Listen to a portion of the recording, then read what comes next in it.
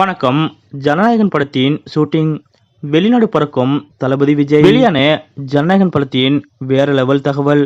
இத பத்தின மொழிபெயர்த்தோட இப்ப நம்ம பார்க்கலாம். தமிழக வெற்றி கழகம் என்ற புதிய கட்சியை தொடங்கியிருக்கக்கூடிய நடிகர் விஜய் அவர்கள் 2026 சட்டமன்ற தேர்தலை எதிர்கொள்ளும் வகையில் தற்போது தீவிர அரசியலில் ஈடுபட்டுள்ளார். இதற்கிடையே விஜய் அவர்கள் ஏற்கனவே அறிவித்தது போல சினிமாவில் தன்னுடைய கடைசி படமான ஜனநாயகன் படத்தின் படப்பிடிப்பும் மற்றொரு புறம் மிகவும் தீவிரமாக நடைபெற்று வருகிறது. ஏற்கனவே அக்டோபர் மாதம் இந்த படம் ரிலீஸ் ஆகும் என்று கூறப்பட்ட நிலையில் தற்போது விஜய் அவர்கள் தீவிர அரசியலில் ஈடுபட்டிருப்பதால் அரசியல் சார்ந்து பல்வேறு நிகழ்வுகளில் விஜய் அவர்கள் கலந்து கொண்டு வருகிறார். இதனால் ஜனநாயகன் படத்தை குறித்த நேரத்தில் முடிக்க முடியாத சூழ்நிலை ஏற்பட்டுள்ளது.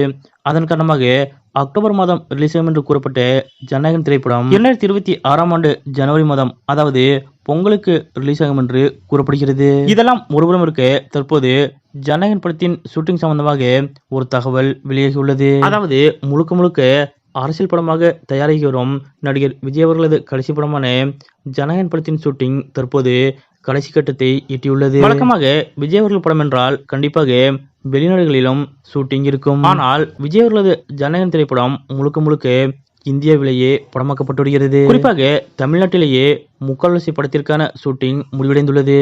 இந்த ஒரு நிகழ்வு சினிமா வட்டாரத்தில் அனைவரது கவனத்தையும் வெகுவாக ஈர்த்துள்ளது. அதாவது முழுக்க தமிழ்நாடு அரசியலை மையப்படுத்தி விஜய் அவர்களது ஜனநாயகன் படம் அமைந்திருப்பதாக கூறப்படுகிறது. இதன் காரணமாகவே விஜய் அவர்களது ஜனநாயகன் படத்தின் பெரும்பகுதிக்கான படப்பிடிப்பு தமிழ்நாட்டிலேயே முடிவடைந்துள்ளது. மேலும் விஜய் அவர்கள் தற்போது தீவிரமாக அரசியலிலும் ஈடுபட்டு வருவதால் வெளிநாடுகளில் படப்பிடிப்பு வேண்டாம் என்றும் முழுக்க தமிழ்நாட்டிலேயே படப்பிடிப்பை நடத்த வேண்டும் என்றும் விஜய் அவர்கள் கூறியதாக கூறப்படுகிறது. வழக்கமான நடிகர் விஜய் அவர்களது படம் போல் இல்லாமல் அவரது கடைசி படமான ஜனநாயகன் திரைப்படத்தின் படப்பிடிப்பானது முழுக்க இந்தியாவிலேயே குறிப்பாக தமிழ்நாட்டிலே நடைபெற்று வரக்கூடிய இந்த நிகழ்வு பற்றிய உங்களுடைய கருத்துக்கள் என்ன அப்படிங்கறத மறக்காம கமெண்ட்ல குறிப்பிடுங்க.